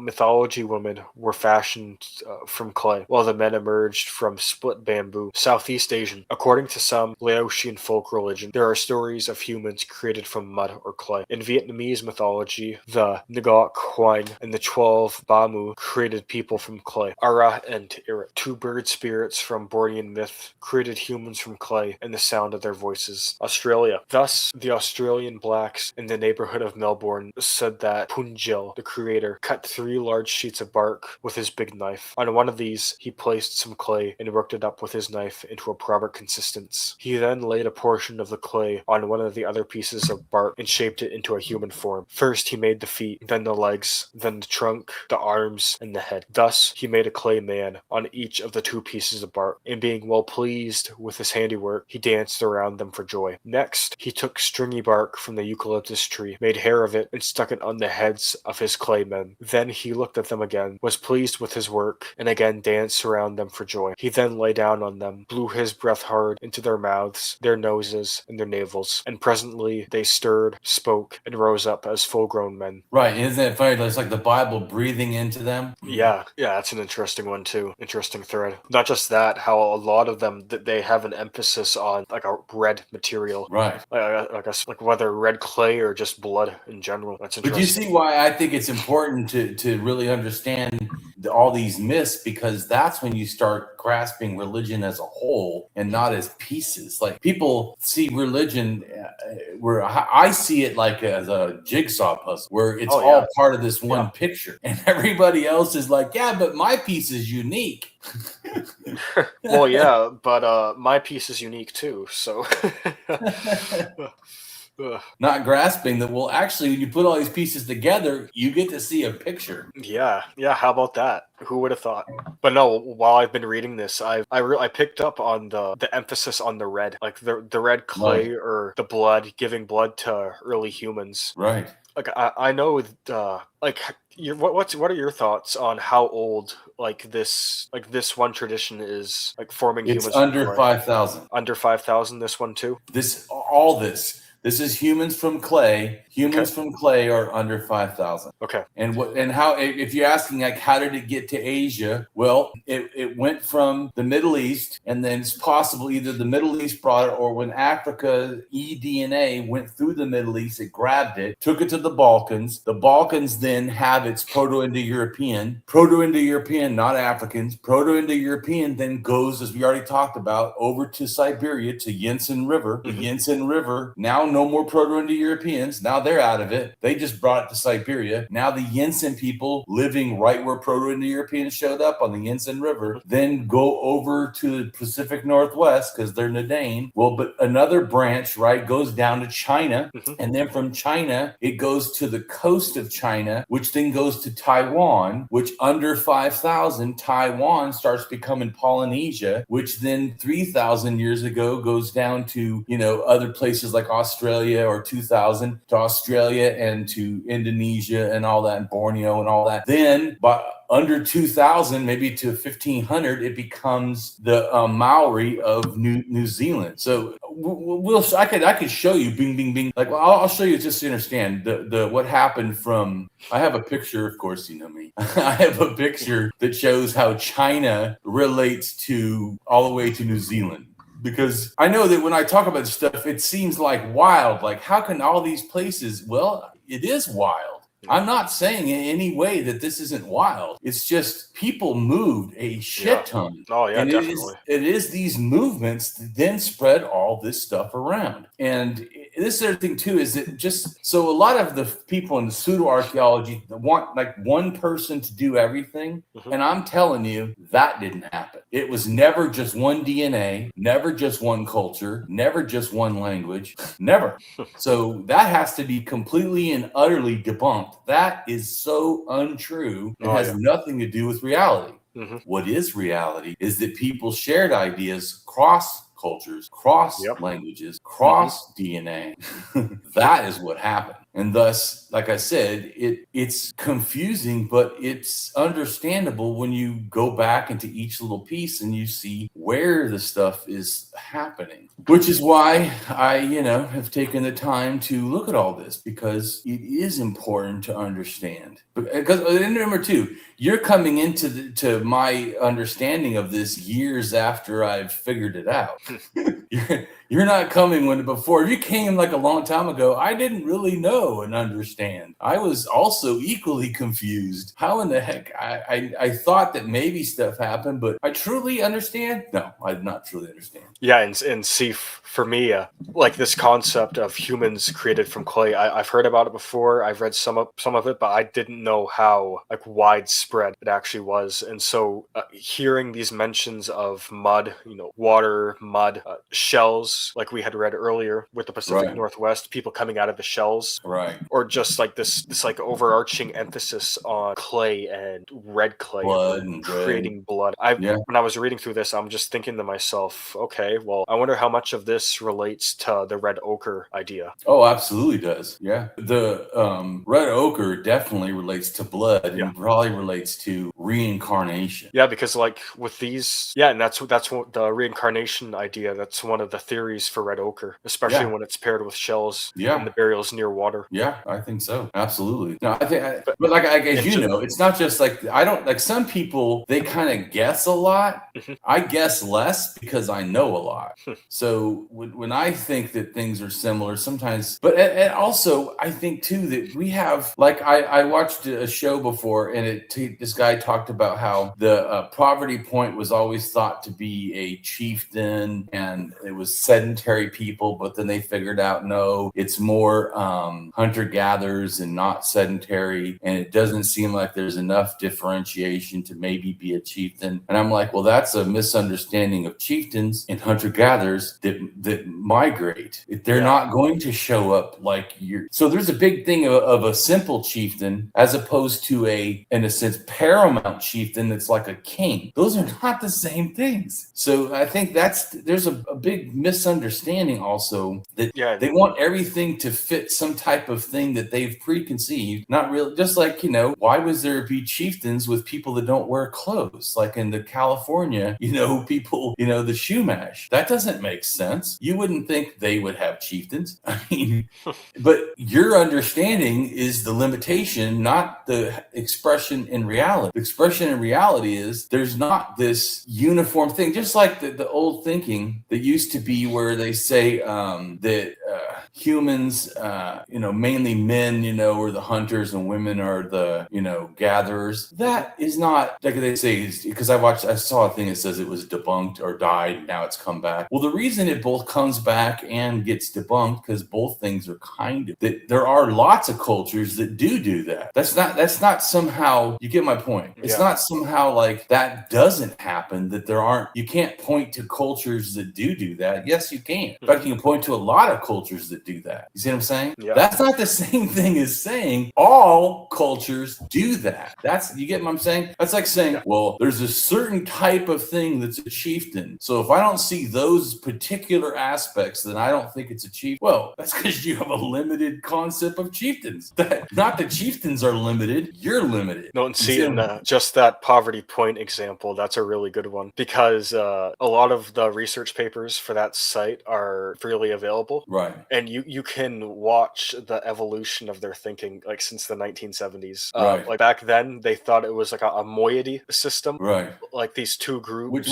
Which a moiety system would be clan system. They thought it was something like that, possibly with chieftains. As time goes on and they keep excavating. And what's interesting is you can look at the data from the site, and you can tell there are differences between the north and the south sector, and even the near Mound A. The artifacts are different. They're not the same, and even the percentages are different. But now they're saying it's not a culture, it's just it's a social phenomenon. Right. And there's no chiefdoms, there's not even like trans egalitarianism anymore, which they were still talking about just a few years ago. It's not even trans egalitarianism, it's just like I was thinking they were going to do when I first heard about the reassessment, is they're just going to make it egalitarian, like they're doing with every culture across North America at that time, the late archaic. Right. Which I feel like also is taking a broad brush. But here's the other thing too. Why can't an egalitarian system also have a chieftain? That'd be interesting. So here's the thing I was trying to find. This explains China. So to explain how we end up with Hawaii, remember, because some of the myths and everything, and down into New Zealand, and all the way to Madagascar, because remember Madagascar has the belief also. So this shows how the ideas go from, in a sense, this doesn't show exactly, but it goes from Siberia, which I could have to show a different one, but it goes in a sense from Siberia to China, from China it goes down to Taiwan, from Taiwan to the Philippines, then from there it splits into all these different groups that pretty much all sort of do that belief. And if you notice the DNA, right? So Austronesians, which this is the Austronesian expansion, are O DNA. And O DNA is that red that you see also in Australia and New Zealand, and even up to Lake Baikal. You know, that one I talk about like never. So it just shows those people are moving around too. Yeah. And if you notice, it goes all the way to Far East Russia and then all the way to... that's what I'm looking at right now. Yeah. Like Far Eastern Russia on that southern coast. Yeah. Right. And all the islands. So it just shows it's all kind of... So that's what I was trying to tell you before. If I said before, people from Siberia made it to Polynesia or even... Oh, no way. Yeah. Well, you have to understand how people move. And so just like the dog, right? Which is one way that I show it's how people from, just like how people from Africa end up all the way into this one.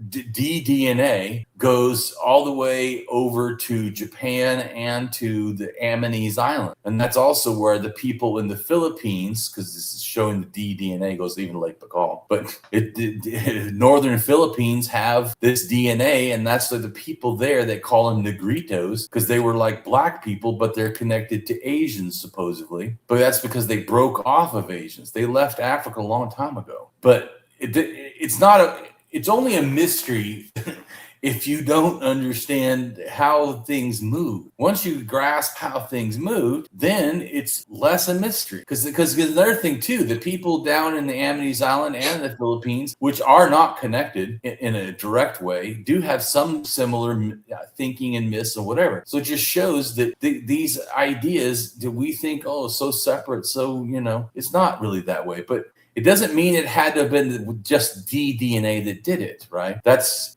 misunderstanding the thing, because ODNA is also all over that area. Oh yeah, right. Yeah, but that's big time. not. Yeah. Well, you get my point. So I'm just saying, like, you could go, aha, I figured it out. It was the first people to leave Africa, and I'm like, well, the ODNA moved around under 5,000 for sure. But let's say it moved sooner, because we do know that pottery was moving around a lot.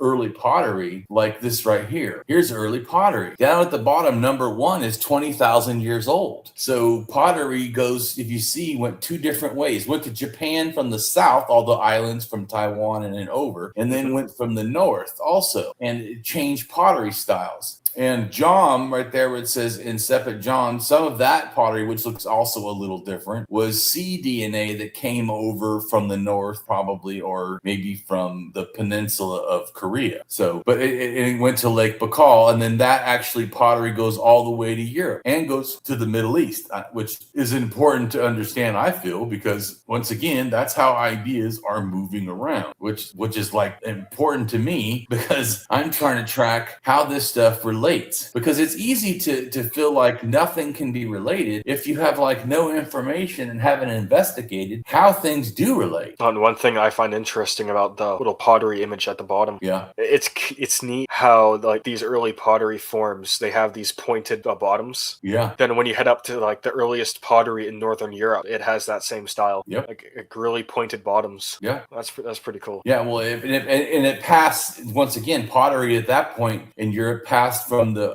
hunter-gatherers and not farmers. Mm-hmm. They were cooking wild meat and fish and making stews, in a sense, hot stews, because hot soup is good when it's cold, right? Yeah. This You is don't my have picture to. of how pottery, in a sense, gets to the Middle East, and then where the first pottery in the Middle East shows up. It doesn't show up at Göbekli Tepe, but it does show up at whatever that Ban Kuru or it shows up there, and then right, and then that people's DNA have N1A, which is, see where it says N1A, then goes to Europe, but N1A female then goes to Elysiohoic, which also makes pottery, and goes to Chattelhoic, which also makes pottery. And interesting enough, look at how they build their houses. So different. Oh yeah, like radically different. They're innovating. They're innovating every year. But see what I'm saying too, when you start putting multiple things, and then we know that pottery goes into Europe with N1A, and N with no one is also what becomes cardamom pottery, which goes all the way to Spain from Turkey or from the Middle East. And and I can add to that. Even that house style, they've been finding structures like that during this early pottery spread along the whole north of the Mediterranean. Right. So there's another line of evidence. But I'm trying to show how all this stuff is moving and ideas move with it. Yeah. So, anyways, I like it. I like to put all this stuff together because I want to understand what's possible. And to me, if you don't understand all these movements, it can seem like it's fantastical or something, and it's not. I'm not trying to push ancient aliens. I'm saying ancient humans, but not that had advanced cultures, ones that just shared, mythology. And that's why people can do stuff. And it's just because to me, Richard Dawkins, he had said that, mythology moves because it's the meme that, is the most superior. I don't think so. Do you really think that humans from clay or like water is the universe is the most effective? I think that it's just that whatever culture, shared the stuff, for whatever reason it stayed. I don't think it's just because it's the greatest or So I don't look at other atheists, because also I feel like they don't know enough about mythology to be talking a lot about it. Yeah, that's a problem too. Right. They read the Bible and think, well, I know everything. I'm good. Yeah, not by a long shot. I'm like, yeah, you don't know fuck all. Maybe bit. But it's which is why I think it's important, even though, because I've had people before go, Damien, if you're an atheist and an anti-theist and anti-religious, why do you constantly talk about all this stuff? I'm like, because I'm debunking it by showing its humanness. Yeah. I don't have to make fun of it. I just show you what it is, and it should make you realize that this can't be an accident. And which, to me, actually made me a stronger, in a sense, atheist, and more sure that it had to be, that all this is just culture. Like I said, I'm actually going to add that to the front of my book when I do it, is that religion is a cultural product and a move in cultural migrations. Because that's something I kind of realized. That's, to sum up all my ideas, that's the cleanest, because it literally explains it all. Hits the nail right on the head, man. Yeah. So we could read more. I'm getting kind of burned out, but it goes to the all over the Americas, the Inca, the African. We already talked about Australia, Pacific Islands, Europe. Yeah, it's all over. Yeah, there's lots and lots and different legends and stories. People can go read Blackfeet. The Americas, Popol right? The Incas, Viracocha, the sea foam, right? Yeah, a bunch of different stuff here, but Taiwan, like I talked about. So in Chile, there's lot Slavic. There's tons and tons and tons. I don't really feel like, and this right here kind of shows some of the stuff coming in, and see, I'm looking at one right now that just caught my eye. The Haudenosaunee / Iroquois creation story. After the Good Spirit completed the earth, he created man out of red clay. So that's another one, this emphasis on red clay. Right. I mean, it's not all of them, but just having that variant that links some of them. Right, and if you kept reading, you hear more links of a lot of them. Like I said, my biggest point is that I want wanted people to grasp this is not in any way limited to the Bible or to just those mythologies. This absolutely is worldwide. And I think it spread across the world 5,000 years ago. And like I said, I showed how I think it happened and who did it. So, but yeah, people should read more. I mean, that's how you get more informed, is to read all this stuff. This is how I've become informed. I think that it's easy to just say, oh, all this is fake or all this is related if you don't really look. But if you look, you realize, wow, it really is all related or has relation.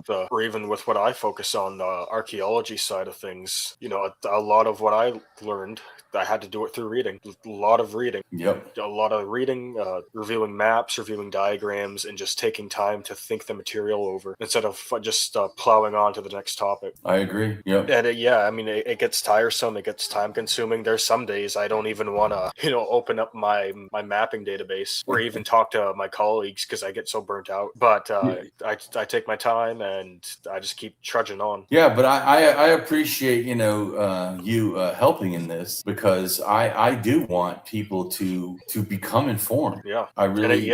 And like you were saying, it's like, it's easy for people just to brush this stuff off. Like they can do it with myths and they can do it with the artifacts too. Like there's this one guy, his name's Grayson Raymer, and he focuses on metal detecting around Lake Superior. Yeah. Just like the Western Great Lakes. And he finds fur trade stuff and he finds copper stuff too from the old copper complex. And like just that alone, people are still so unfamiliar with it that when they see one of those spearheads for the first time, they either think it's a few centuries old or somebody had to fake it. And that's actually one of the comments I responded to on one of his recent posts. Somebody said that people have been faking those, and so it can't be real, even though we have a bunch of evidence that these things are legit. Yeah. Well, people want, to also, I think, and sometimes make that Native Americans were simple. And so anything that seems like it could be complex and possibly made by them is just beyond their willingness to understand. Yeah. It's a lot easier for people like that just to say it's fake or, it's a few centuries old, came from a European, case closed, go on with your day. But that's the same thing, like I was saying also, is I feel like not only with myth, but even like I was saying about the chieftain stuff, because you asked me a long time ago, what do I think about? I think there was some kind of something with the old copper complex. I just don't buy that it was not. But I think it's because people have this one idea of what chieftain's supposed to be, and then try to fit everything in that thing. And if it doesn't, like this, right? So you see, there's a simple chieftain, right? Mm-hmm. Yep. And then there's a more complex chieftain. Yep. Then there's a paramount chieftain. And then there's a paramount chieftain that explains where it's seriously big. And sometimes the supreme chief turns into a king. See, the clans stay the same. They just change the function of how they're interacting with the elite or whatever. Mm-hmm. So there's a lot of room in between that. People, I feel like when people say it, they think there's only one kind. No, there's a lot of nuance to it. You know what I'm saying? It's not just have you looked into what is it not? It's just a little complicated.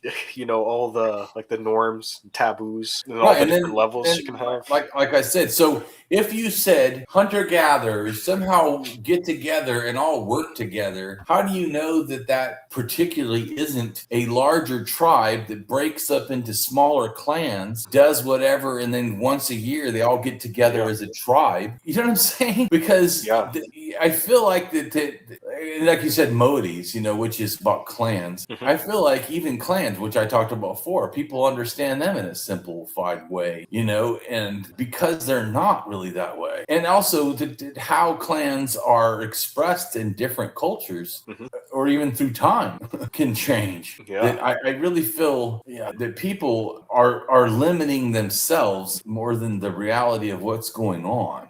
And that's one of the unfortunate things. Like this right here. So social structure, right? So you have the tribe, then you have the moiety, which moieties branch to clans, and you can have more than just two moieties, by the way. also. Yeah, and it was John Gibson wrote a paper back in the 1970s talking about Poverty Point, and he was theorizing a moiety structure. Like there's two different moieties, one in the north of the site, one in the south. Like they were both responsible for like different production and different things like that. Because and like I said, Poverty that Point, to me, right, and that can explain where, or like I was telling you too, people always think that it has to be like one individual, where sometimes it can be a council of leaders that get together as a tribe and then make decisions that then go down to the clans and then go down to the families. So it's but I know we've talked about that before. I'm just making a comment that I hear people say certain stuff as if like you said, not saying every time before that people thought everything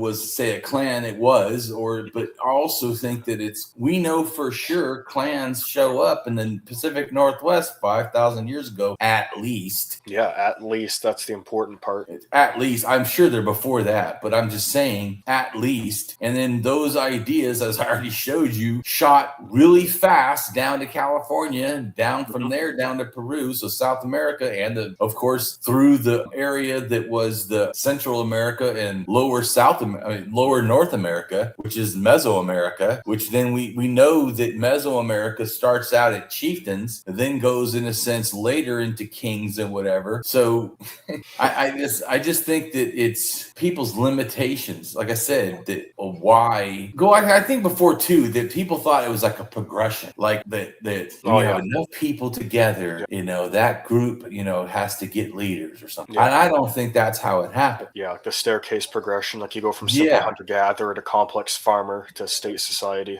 Exactly. Yeah, it's flawed. That's exactly what I'm saying, right? Especially, like I said, you have the Calusa in Florida that have a chieftain that's run, matrilineal, and they do fishing. They don't ever do hunting. I mean, fishing and hunting, they never do agriculture. In the Shumash in California, chieftain, fishing and hunting. The Pacific Northwest, the Tlingit, fishing and hunting, and so I think that, in my opinion, that even though they think, aha, we've now figured it out, I think that no.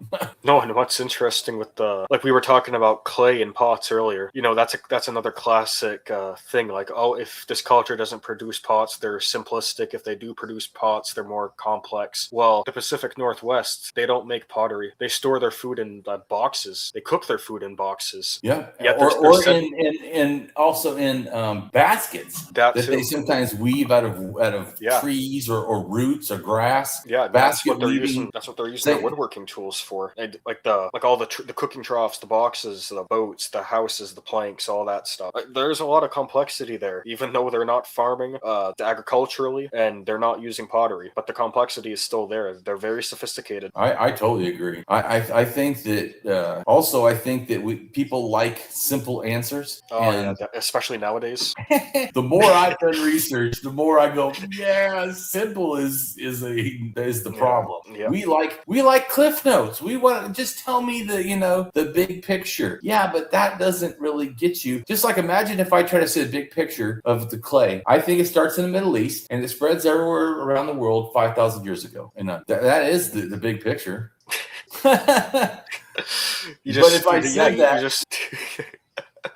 You just shrunk down like a multi-volume history book, right? To like this tiny statement, right? Which if you've watched the whole video, you have more confidence in. But if I said that before watching the video, or you reading the blog, you have less confidence in. But it's really not because the facts change; it's because your understanding of the facts changed. Yeah, that's the thing. Yep. So that's why, like I said, why we're trying to do all this stuff. Just even like doing the Darien Gap, I both think it's hard and also maybe not impossible. So I think that we have to be careful. And and be open to what's real, not Yeah. what just seems favorable or not favorable. Because sometimes the hard stuff people did do that seems impossible, yeah, and sometimes people literally did the almost impossible. Yeah, and that's the incredible thing. Well, looking at history, seeing all the incredible stuff that people did and survived doing it. Yeah, that's right. And so, incredible. like I said, next time we're going to be doing South America and the Darien Gap, passing that, and what's related to that for our next video, because we do history. And then after that, then we're going to go back into finishing these 20 videos that I wanted done on mythology. But you see, it's important, right? Oh yeah, it's definitely important. It's easy to feel it's not when all you hear is, oh, we're going to talk about mythology. But then when you start talking about the way I talk about it, Yeah. Well, let's talk about mythology, but let's integrate it into everything else.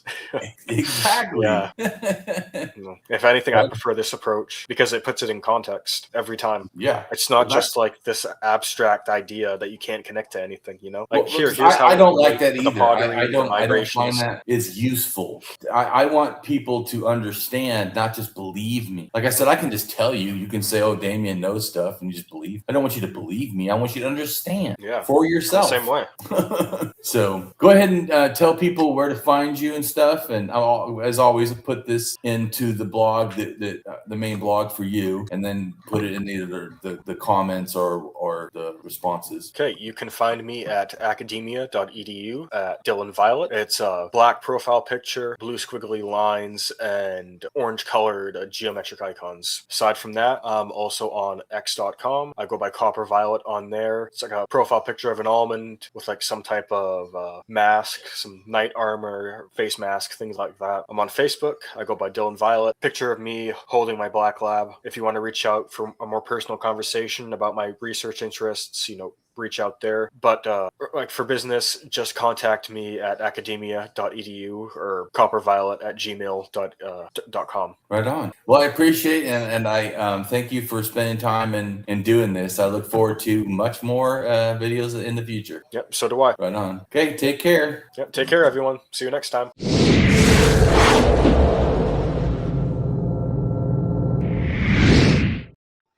Hello, and welcome to my channel. I am Damien Marie AtHope. In the simplest terms, I am an atheist-humanist philosopher and prehistorical writer-researcher at DamienMarieAtHope.com. I am specifically an axiological atheist.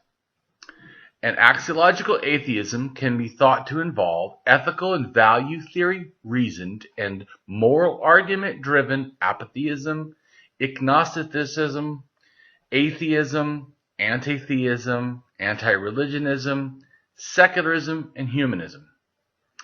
Axiological atheists can be understood as a value theory or a value science atheist. As an axiological atheism's ethically reasoned and constructive pro-humanity.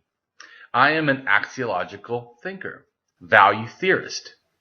The science of goodness, worthiness, usefulness, valuableness, virtue, reliableness, accuracy, validity, morality, integrity, beneficialness, etc., etc.